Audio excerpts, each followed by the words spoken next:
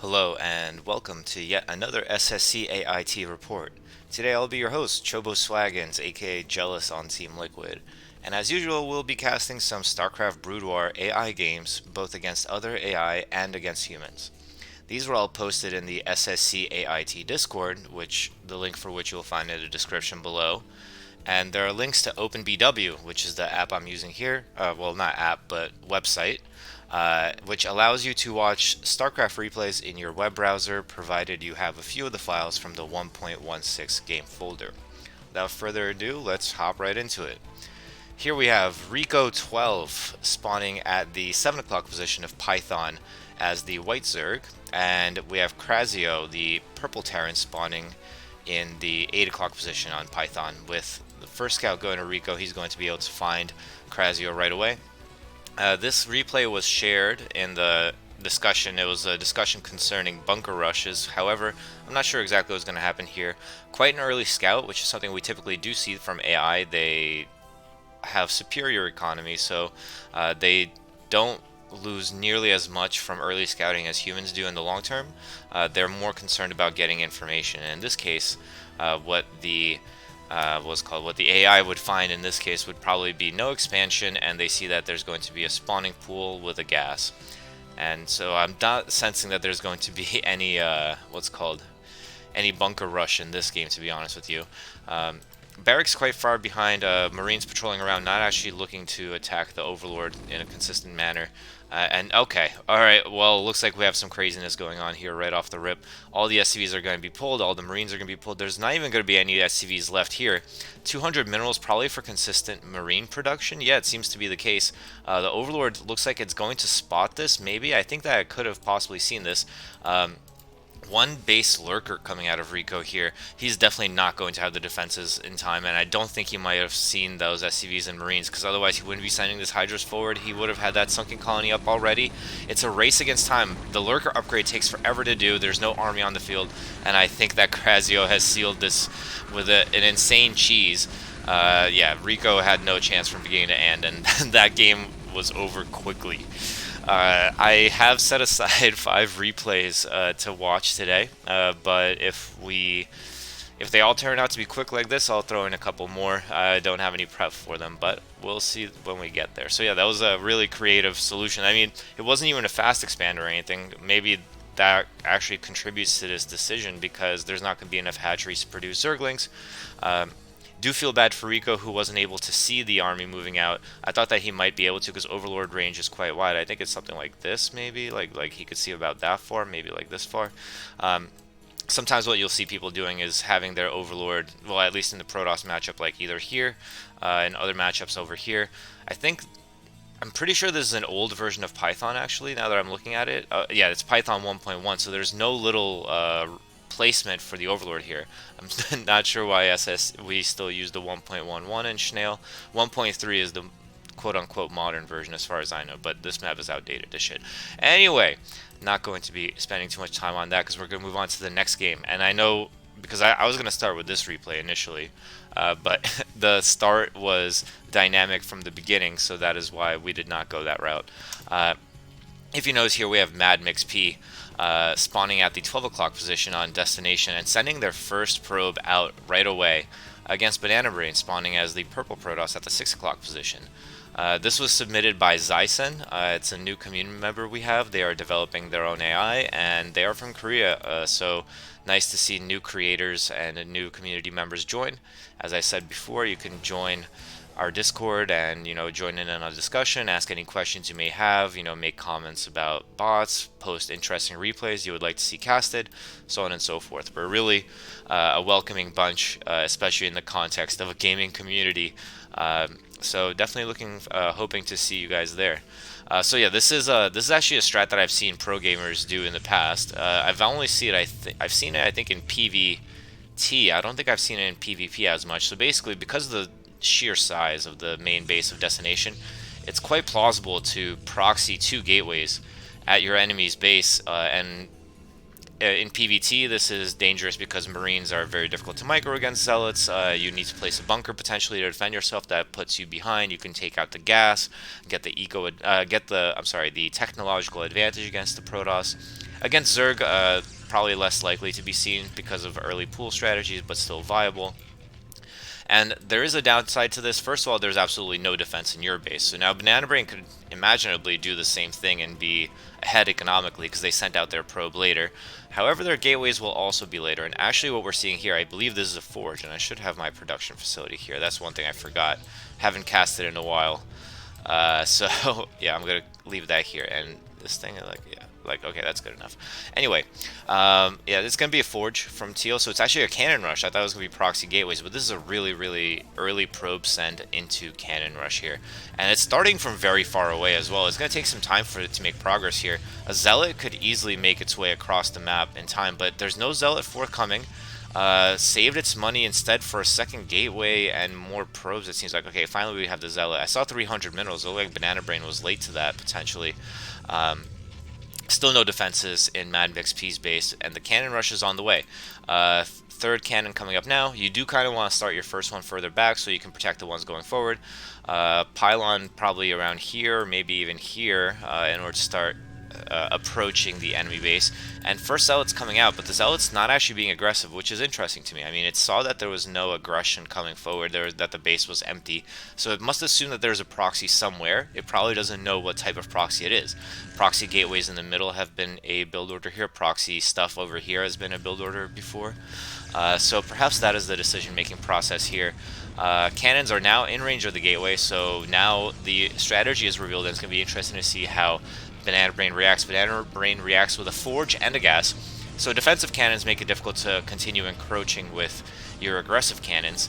Gas is probably in order to throw down a Cybernetics core eventually, and maybe work towards Dragoons and Reavers, which are generally better against cannons, especially in this number.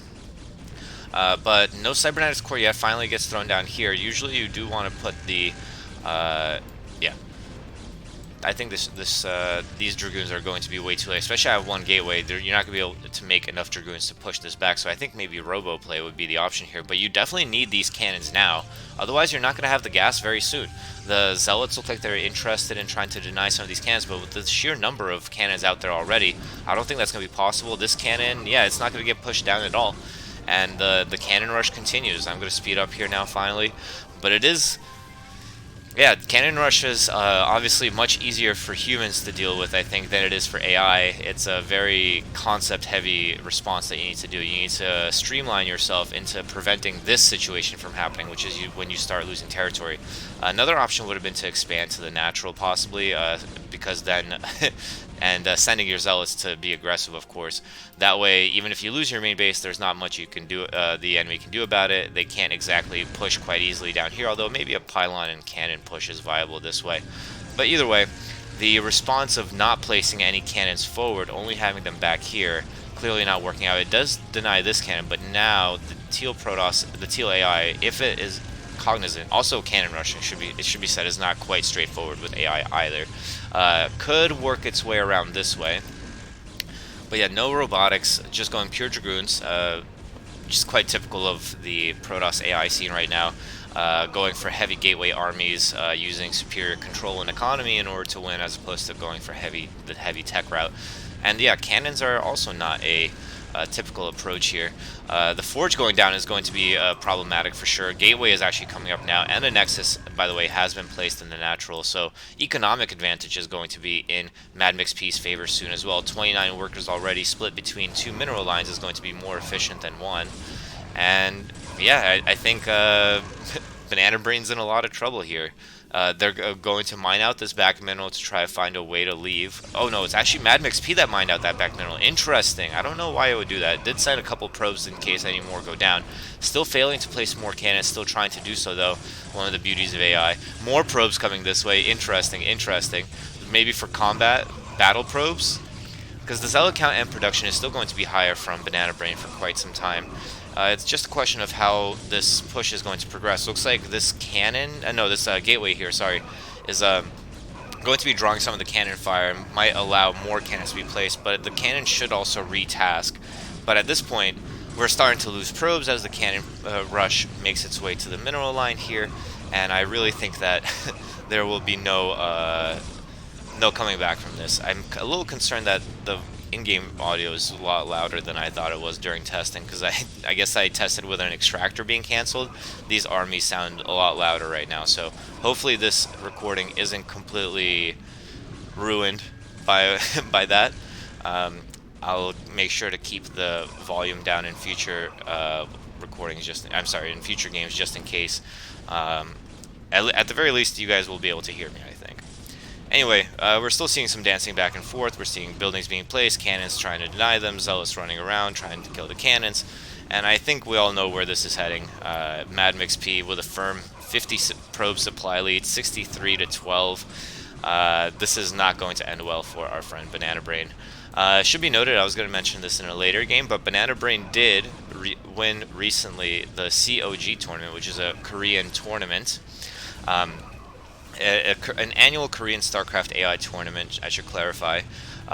They beat out Stardust, who is the perennial favorite, and Stardust placed third behind Purple Wave, and Banana Brain was number one.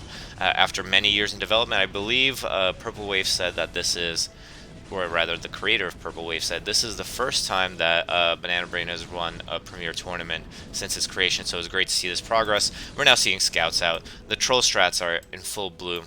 We're having a third base on the way as well. Where'd the Stargate even get placed? Oh, that's funny. Yeah, maybe Lucky Noob would be a fan of this stuff, because it leads to potentially hopping units from the low ground to the high ground. He has a thread on that on Team Liquid.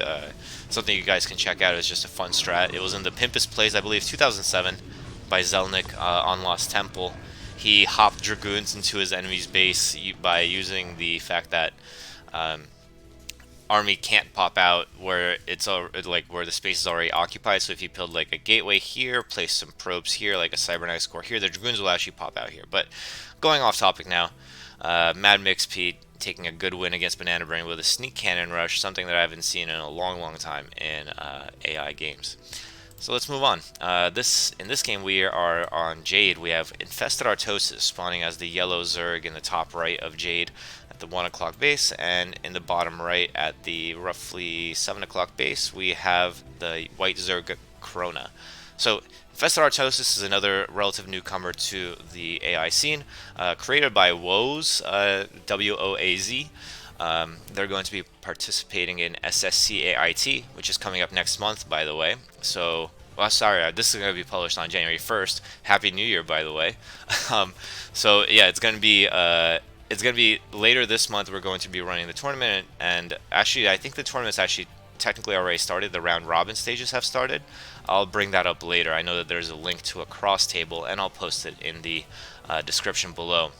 But basically, yeah, this is going to be their first year participating in the tournament, and so we're getting kind of like a sneak preview of what is in store.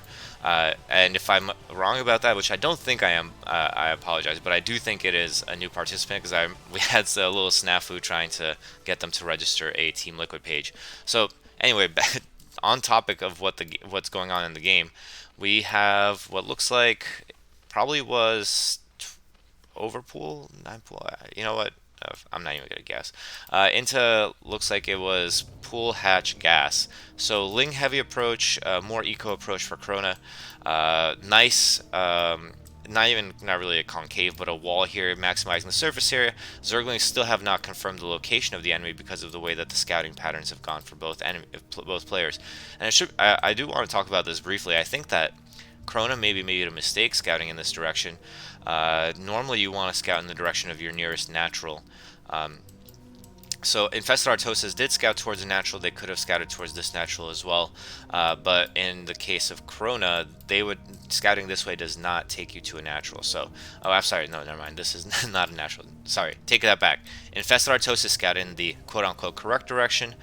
Corona scouted in the quote-unquote incorrect direction. But there are some mind games and considerations involved with that as well.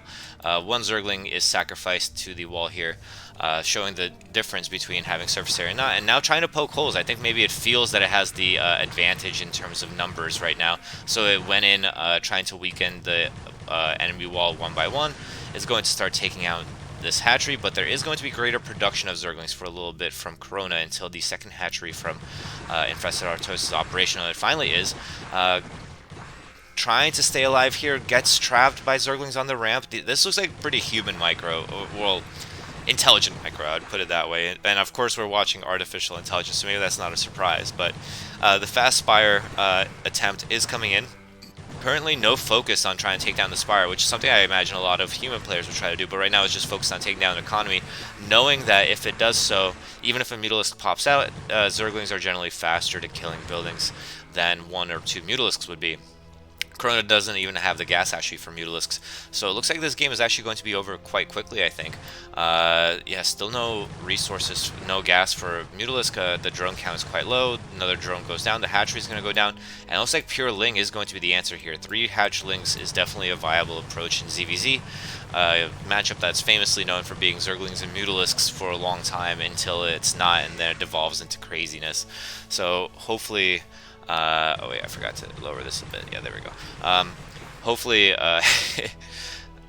Infested Artosis decides to take the killer blow here. I mean, there's really nothing stopping it from doing so. It looks like it was just thinking for a little bit, but now is going to realize that the enemy has nothing, and this is going to be actually a quick, clean cleanup. And yeah, props to again to our newcomer authors that are coming into the scene, that are going to be participating in the upcoming SSCAIT tournament. And yeah, Infested Artosis is someone to look out for. I know that they've been in previous broadcasts. Speaking of previous broadcasts, and well, okay, speaking of Krona, let's introduce this first. We have Krona spawning in the top right of Fighting Spirit as the purple Zerg, and again, it's not going to be scouting towards the natural, which I think is a particular decision. But I guess against Protoss, it doesn't matter as much. Well, no, because Protoss tend to go Forge Fast Expand or Gateway Fast Expand. At least humans do. AI maybe not. Against Microbot, I believe also another relative newcomer to the scene. I believe they will not be participating in the SSCAIT tournament. They revealed that they'll be working on Macrobot, so looking forward to that. Pylon Scout from the Protoss player, scouting with the mineral in hand. Hate to see it. Gateway placed back. Don't like to see that either. No offense. But it is going to be a 1 base opener against Zerg, and as always, the question is, what options what option does the Protoss go for after going for a 1 base opener? In this case, it's going to be 2 gate. 2 gate is probably quote-unquote safer in the sense that you're not likely to die to early lings. It's a good response to pool first. You can produce zealots at a greater number, and a great enough number to withstand the Zerglings and eventually apply pressure. The other option is, of course, to go for the gas and go for 1 base tech. Going for fast Sayer DT was a thing in like the mid-2000s briefly. Sayer Reaver is viable. That's something that I do on ladder because I'm a troll, or at least did when I played actively. And again, we're seeing the Zerglings do a nice little wall here to prevent the zealot pressure from coming in. Wait until the hatchery comes up. Once there's 2 hatch production, then the Zerg will be better capable of withstanding the 2 gateway pressure from the Protoss. And the Protoss, interesting choice here. I think it's kind of has like a grouped mentality here with this zealot. So like when that zealot decides to run back, these think that they have to run back too. I think the zealot is analyzing the situation, trying to figure out whether or not it makes sense to engage, waited for the other ones to come in. And Sunken Colony was quite late here. I think that with this number of zealots, this hatchery could go down. The choice to go for a Hydroden perhaps premature here. Zealots are good. Zealots do good things. They do damage, you know. Hydralisks, they are difficult to micro, and maybe going for something like Zergling Speed is usually the more popular answer, especially with a faster Sunken Colony, or maybe an earlier 3rd hatchery in order to keep up with the production of the 3 gateways. But that was a good little surround there. The drone helped out. Not sure if that was intentional. I'm not going to place a Sunken here to try to defend the natural. Zealots not choosing to engage with it now are going to do so. The number of Zealots is quite heavy though. The Zerglings should be interested in protecting this Sunken Cogs, otherwise it's a waste of a drone and the minerals. Indeed it is. And economy too. Krona's economy is suffering behind this because we're throwing down Sunkens in the main base now. We are going to go for a fast layer and hopefully get those lurkers out. So the lurkers would be a good response to this build. We're still not seeing any tech from the Protoss player. It is 3 gateways, mass zealots. There's also an AI what's called that's emerged recently called Zealot Hell. Maybe we'll see some replays coming from that. They've been climbing the ladder, the Basil ladder, quite consistently. Um, but anyway, while we're in this like slight stalemate situation, I want to bring up what I was going to mention earlier is the fact that Nightcat will be back probably in 2 weeks for the next SSCAIT broadcast. I'm just covering for this week yet again. I'm the backup caster. I'm on the bench, and yeah, so look forward to hearing from Nightcat in about 2 weeks, and also to bring it back to SSCIT. Once we start running those round robin games, we will be doing those broadcasts. We do them every year around the start of the year in January and February. Um, so yeah, it's going to be a great fun. It's different from most other AI tournaments in the sense that it's structured kind of like an OSL format, in the sense that it's really just a best of five. A lot of AI tournaments are round robin, and it's like 1,000 games each or something like that, and like then it's determined based on who has the highest win rate, and that affects the kind of strategies that you choose for the tournament. You want to minimize your losses to AI who are quote unquote weaker than you, and maximize your chance of winning against AI who are stronger than you. As opposed to, well, I guess that's true all over the place. But I'm not qualified enough to discuss the details. Like, not losing is more important than winning, I guess you could say. But in the best of five format, you need to come out with, like your five best builds or strategies if you have them, or your best adaptations, or your best learning from earlier rounds, or your best bot specific choices. In order to, and you have to do this all ahead of time, by the way. You have to anticipate who you're going to meet in the round of 16 or the round of 8.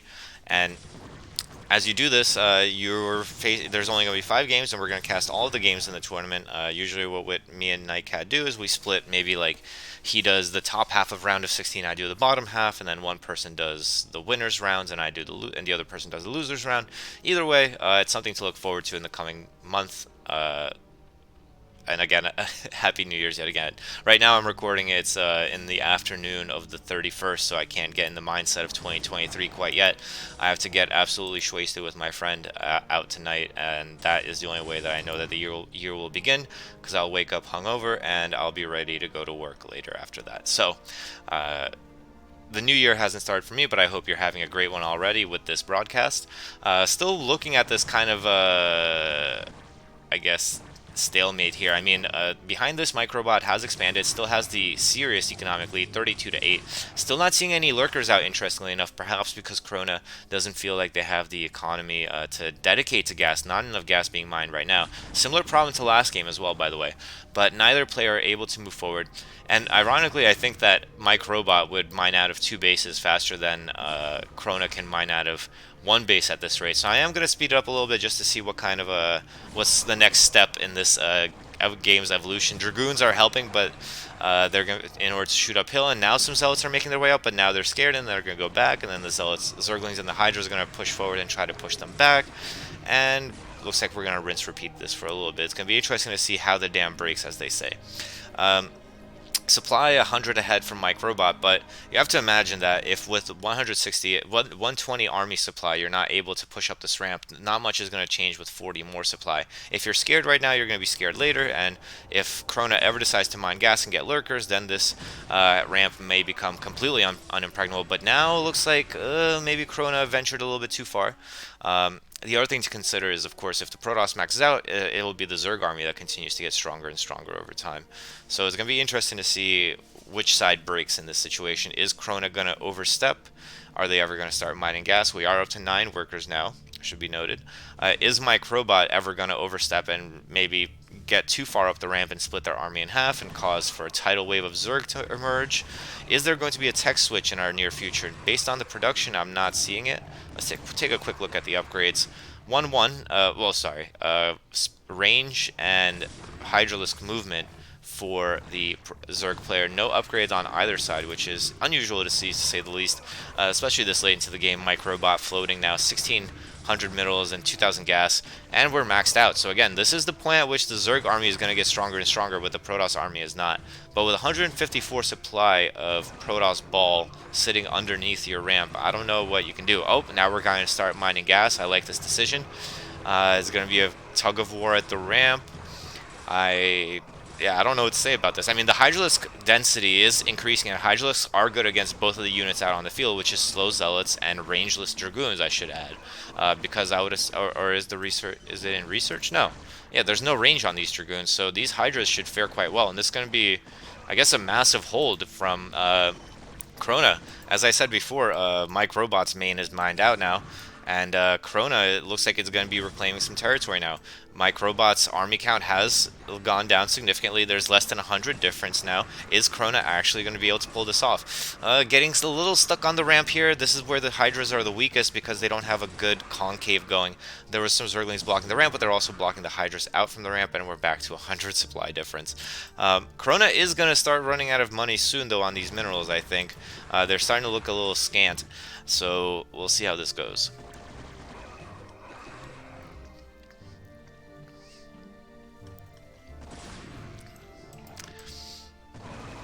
I wonder what these bot authors think when they look at this. Like, how close is this to their intended behavior? Or, like, what do they think they would want to change about this in order to prevent this situation from happening?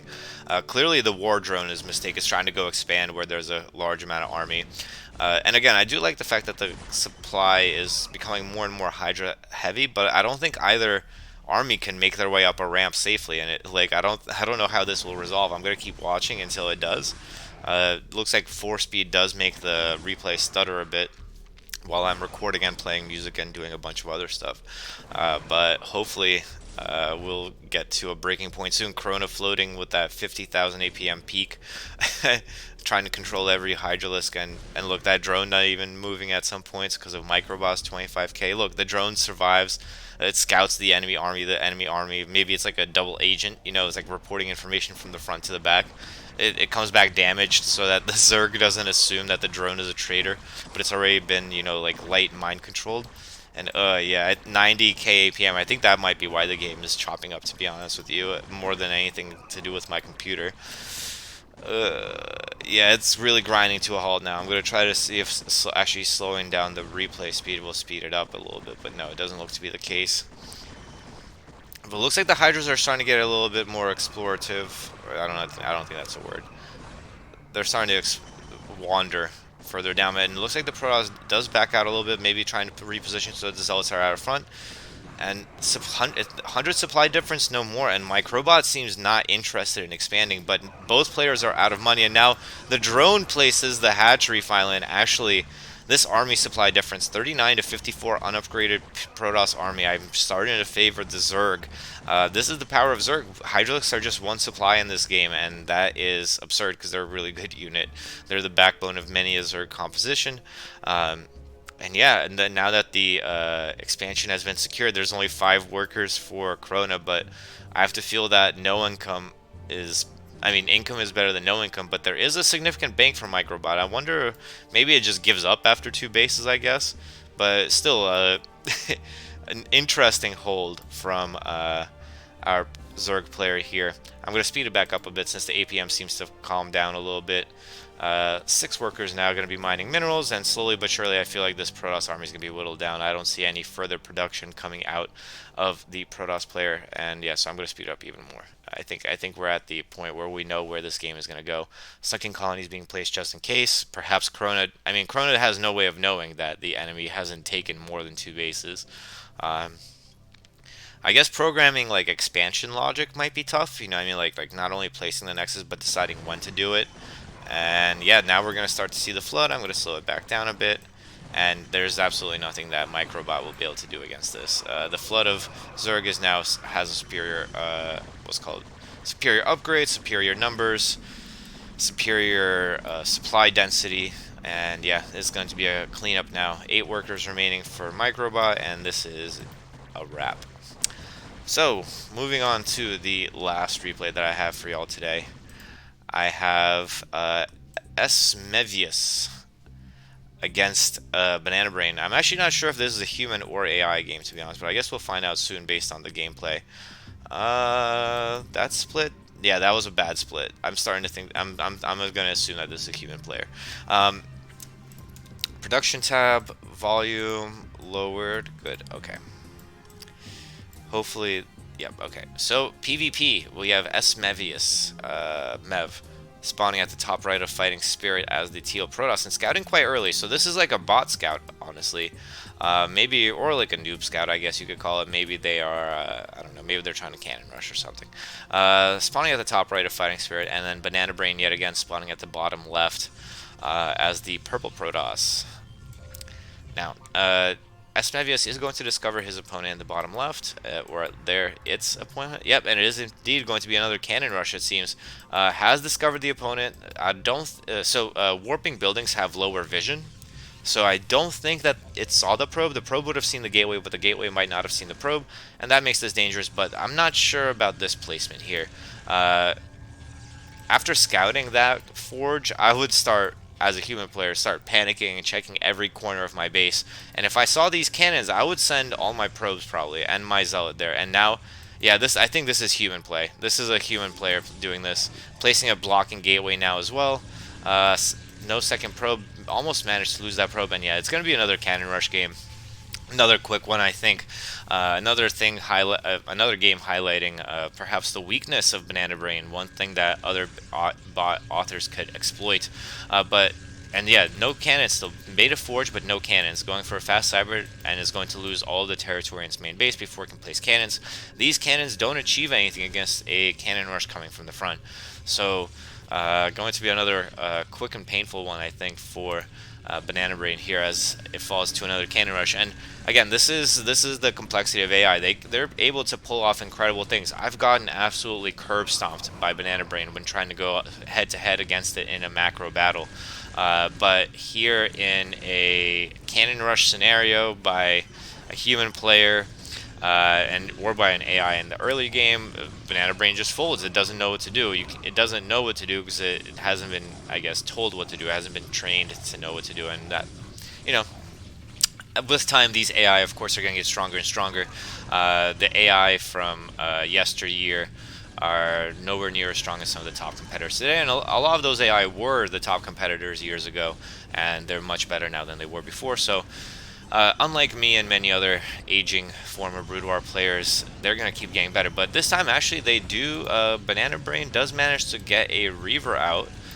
So that does change the situation a little bit. It seems like it's incapable of engaging. It does manage to fire off some good shots there.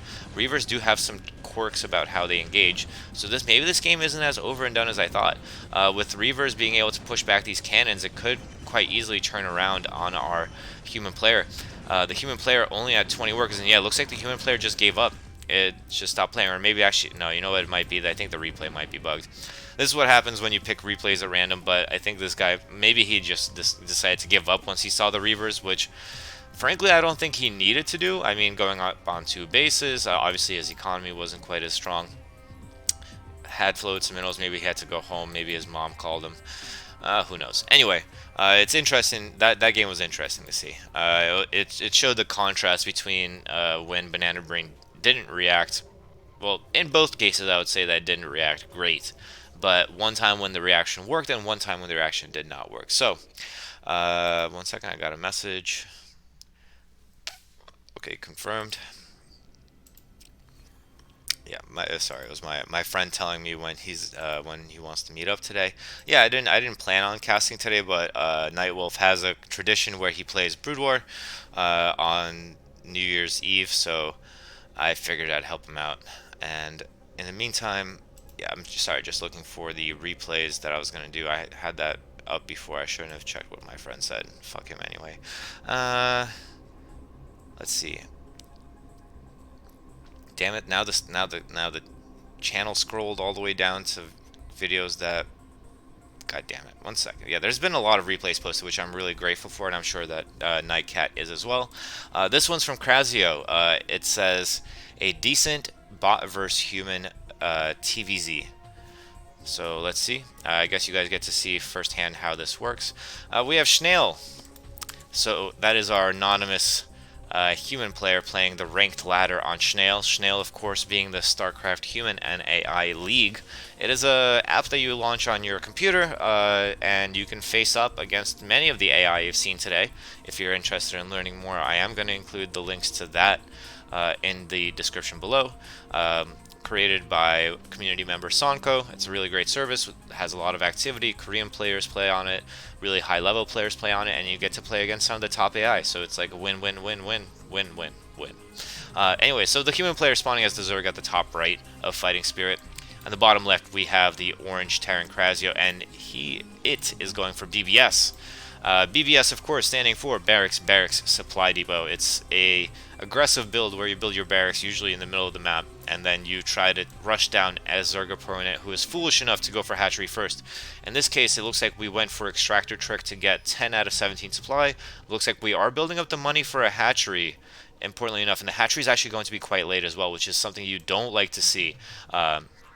Ooh, okay, yeah, I almost blocked it too. Yeah, so 100 minerals floating when you place your hatchery shows that you were late by 100 minerals. Your drone could have already been there, could have placed the hatchery, and this is important because it's important to get the creep out fast in order to get the sunken out fast. And it's actually just a forward racks from Crazio. I'm sorry, I misread the situation. Forward racks is actually a lot more common in TVT from what I've seen, but although TVZ it happens as well for this particular reason. So the drones are going to drill, they are going to take the Marines. I'm surprised the Marines didn't try to anticipate this and move out the way, but it is difficult to anticipate something that is, I think, mostly a human behavior.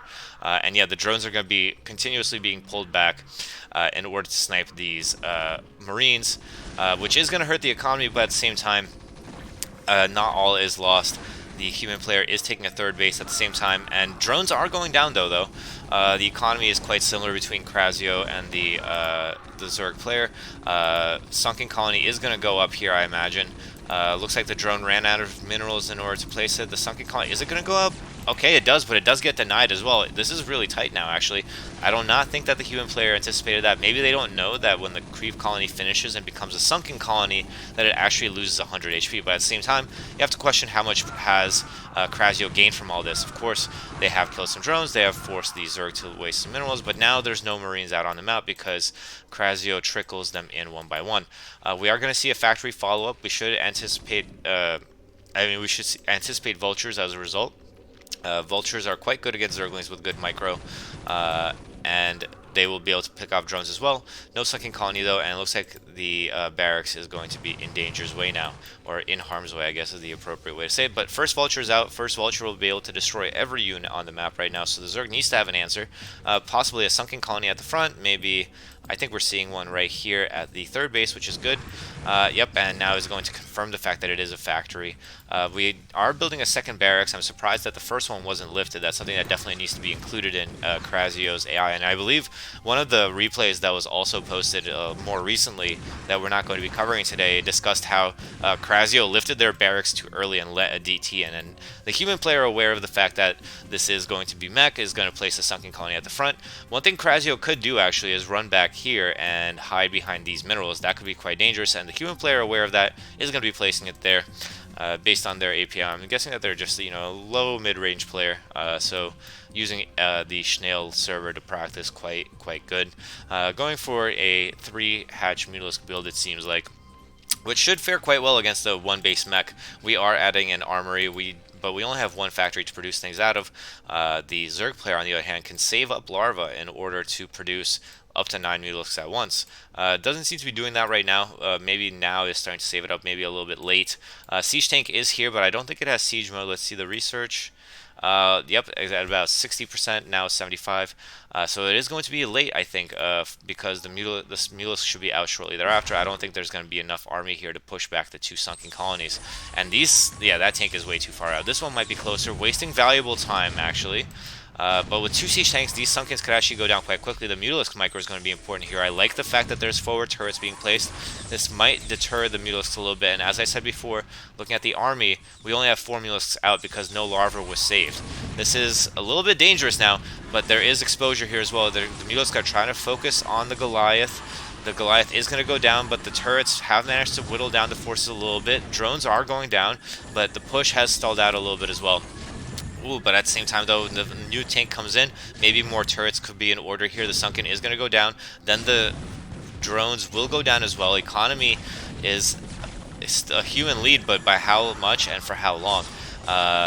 Finally taking out that push with pure Mutalisks. Now we are up to 15 Mutalisks. This is a difficult composition to handle if you're a 2 factory Terran. but maybe the Zerg has been a little startled. Did add another hatchery here, I like that. Did have economy there, which is also good. Not something you see always in this matchup in the ZVT, having a third base at your natural third on Fighting Spirit with an extra hatchery there at this timing.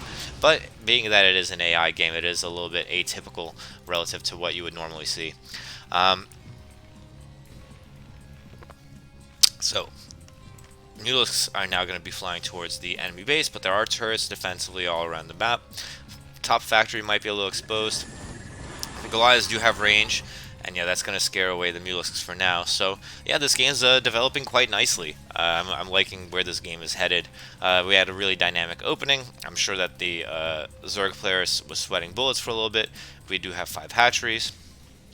One other thing to look forward to, I guess, in the coming weeks when Nightcat does a broadcast of the SSCAIT report, or now that I think about it, it depends on when the tournament broadcasts are going to be, because I don't think we'll be doing regular games during that. But either way, something to look forward to in future replays. There was a replay that Crazio posted where he was like, yo, is this J-Dog? Because it was a human player. I watched that replay. It was like 350 APM floating, controlling massive groups of Mutalisks. You know, definitely some epic games in the pipeline for future broadcasts. So do hope to see you again in the near future. In the meantime, the Zerg player seems to be going for a mass expand strategy, and in fact, this might be the. I don't think it's the same person because their APM is really low, and you can notice it was 0 for a moment there. Maybe their mom is calling them too. Yeah, it looks like lots of hatcheries being thrown down. This is the proper response to mech. You want to abuse the fact that mech is A, immobile, B, you know, it needs to be all in one place at one time in order to have that massive ball effect. Otherwise, it can't engage against, you know, you can't have, you know, 5 Goliaths going out to deny base, because those Goliaths are going to get picked off quite easily by the more mobile Zerg army. And you also need a lot of gas and a lot of minerals to trade effectively against the Terran mech army. So the human is doing the right play here, I think. Mass expanding, adding army, has an economy lead, has a supply lead, and yeah, it's gonna be interesting to see where it goes from here. I think the human maybe is letting Crazio breathe a little bit. He's trying to use it as more late game practice here. Finally moving out is Crazio after securing that third base. It's very sparsely defended. Even 12 Zerglings sent here could be a major headache. That's a tip for all you human players out there. Like, you know, if you see a big push coming your way and you know that base might be undefended, just send 12 links that way. I like the decision to add Sunkens here. Sunkens are good against Goliaths. Hydra Muta is also the correct choice. It's a classic choice in terms of an anti-mech build, and yeah, that gets cleaned up. Normally, I think after that happens in a human versus AI game, or human versus human game, the Terran player just leaves. So I'm going to take the liberty of speeding up this game a little bit, seeing where it takes us.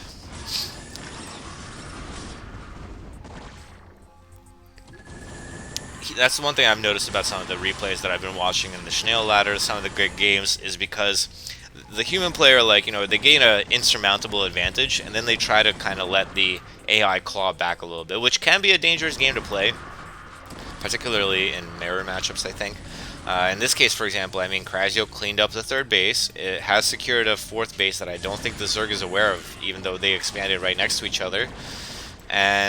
But at the same time, though, the human player has 74 workers and is going to take out this base in the end anyway. Looks like Goliath did get dropped in the base. What an interesting play. There are Scourge, but not enough APM from the human player to take out that drop ships, which is now aware of all of the bases almost of the yeah. Now the drone is aware of the Crazio base. Interesting stuff happening here, but yeah, still, I mean, it's still a 100 supply lead and no real potential push in sight, given the fact that there's a double army supply lead and almost double worker supply lead. Yeah, this base is going to get taken out. No point repairing turrets against Hydralisks. Mass Hydra is going to fare well against this mass Goliath army, but not if they fight piecemeal like this. These Hydras could get cleaned up. And again, the human has like a sort of like an APM cap, or like a multitasking cap, right? And it's getting dangerously close to that point where you start making mistakes because the computer is poking you in like 5 different places. You can only react to 1 or 2 at a time. Then again, now I'm looking at the army count, and there's 90 Hydras on the map. So Yeah, finally going for Hive now. Definitely a bit late, but there's not much that you gain from going Hive besides upgrades. Looking at the upgrades, we do have a ton of them for both players. Double 2-2 here, 2-2 here. So yeah, if it wasn't for the fact that I think the human player is slow rolling this a little bit, this would be a quite standard mech TVZ approach. Maybe a little bit dated. I know that Hydra Muta isn't as popular as it once was in this matchup, but Zerg player looks like Guardians. Interesting choice. Guardians don't fare that great against Goliaths, but when shooting over a hill, they might be. And in conjunction with Hydras, they could be decent as well. If they focus down the tanks, that could be even better for the Hydras, but no, it looks like they'll actually be able to clear up almost everything just by themselves. Scourge chased down a Science Vessel. They were going to chase down another one. Nice work by the human player. Finally starting to speed up a little bit. I think maybe they were just, giving the AI more of a chance than I had anticipated, but now there's mines out on the field. Now we have another base, and yeah, the human player, I guess, woke up today and chose violence. He wanted to humiliate an AI. Maxed out on supply, 89 workers, gonna have economy for days. But the longer this goes on, the more you have to think that the AI might be able to pull something out. I mean, maybe not with the current deficit, but over time, slowly but gradually, taking better and better trades, picking off a few army here, pushing out with some more turrets, taking another base, stuff like that could start adding up, and the Zerg player is bound to lose more money, although, to be fair, they have 13,000 minerals, so what do I know? More Hydra's now going to push this back, and I think the human player is getting ready to press the trigger and end Crazio's career here, I guess you could say.